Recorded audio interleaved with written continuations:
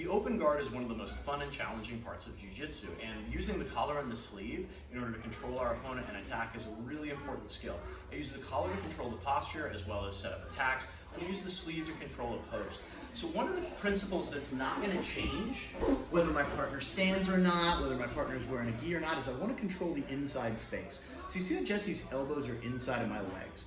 If my guard is open and Jesse controls this inside space, he can start to pass either by doing double unders, he can also create a path to the knee cut, things like that, and now I'm behind. So I really want to control that inside position. There are a number of different ways that we can do that. And let's start with the collar and the sleeve because I want to control his posture. I'm going to take the same side sleeve, roll it and put 4 fingers in, and I'm going to get the collar. You see how Jesse has a nice, proud posture here? I'm going to bend my elbow and just bring him down a little bit. Now I'm going to move my hips out, either by stepping on the mat, stepping on the hip, or just switching my hips. Pull my knees in and step on his hips. Now you see how my knee is now inside his arm. I'm going to switch my hips again, bring my other knee in.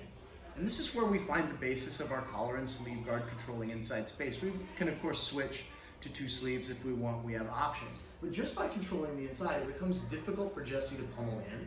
I also want to mention, we can also step on the bicep with a modified spider guard. Doesn't really matter, there's lots of different permutations, but we always want to control that inside. We'll talk about what to do if our partner doesn't control the inside, if our partner won't let us control the inside in just a second.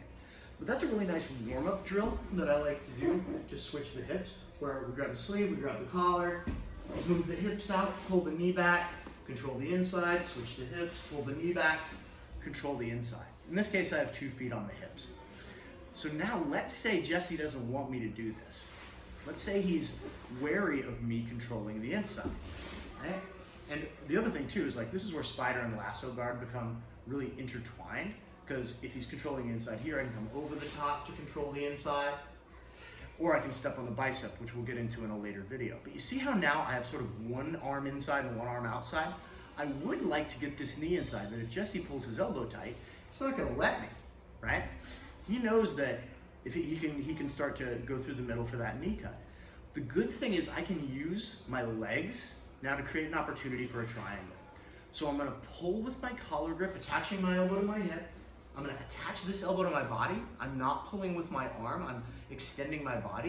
And you see how my knees are bent? I'm just gonna make my legs go straight as I move my hips away from it. And you see where this goes. I retract my knee, shoot my leg up, and really important detail, chop down with my heel. Now I can lock the triangle. We'll talk about finishing the triangle in a second. One thing that I do here, I keep the collar until I have his posture broken. Because one of the worst things that you can do is get a great attack, but miss some details that allows your buddy to get away. So I do the same thing, create this opportunity for 1 in, 1 out, but I don't break his posture effectively. Now, not only will my triangle not work, but now Jesse understands what I'm trying to do to attack, so he's going to be savvy for it next time. So I get the collar and I get the sleeve. I try to come in and control the inside, however I do it. Stepping on the hip, keep my knee inside. But Jesse won't let me get the inside over here. So I attach my elbow to my body. Remember, if I try and like start the lawnmower on him, I'm not gonna do it because unless I'm much stronger than he is, and that's not what jiu-jitsu is about. So I grab the sleeve, close my elbow, and now I'm gonna move my body away from him, extending my hips out, keeping the collar. Leg goes up, hips come into the air, and now remember how I couldn't break his posture before?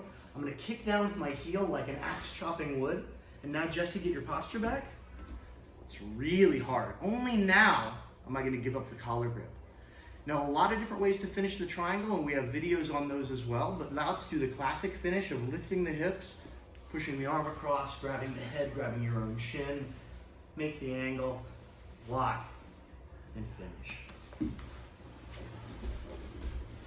Anytime our buddy has 1 in, 1 out, they're vulnerable for attacks like that, for triangle, and of course armbar and omoplata, which combine really well with triangle. If you're looking for just a good defensive position, you generally are going to want to control the inside space with both of your legs. But if your partner doesn't let you, there's a really strong attack there that we can take advantage of them controlling only one part of the inside space with.